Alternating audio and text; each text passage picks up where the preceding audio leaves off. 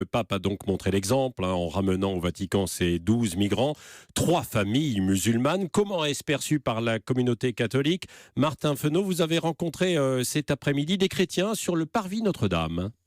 Et bien sur le principe, c'est une très bonne chose, affirme Béatrice, une catholique pratiquante qui vient tout juste d'apprendre la nouvelle. Je savais qu'il était sur l'île, mais je ne savais pas qu'il allait faire ça. Ça m'étonne, mais en même temps, bon, comme il est très humain, c'est quand même un pape un peu à part, c'est le cas de le dire. Je ne pense pas que les autres auraient fait ça.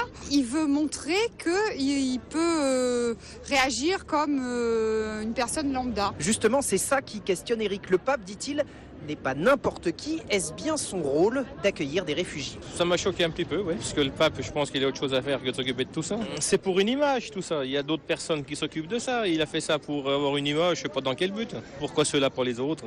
On en prend 12, ça sert à rien. Bien au contraire, ça montre l'exemple, corrige Alban. Ce jeune catholique soutient l'action de ce pape, pas comme les autres, dit-il. Si on a un qui est le mieux placé en tant que chef d'État pour faire ce genre de choses, c'est bien le pape.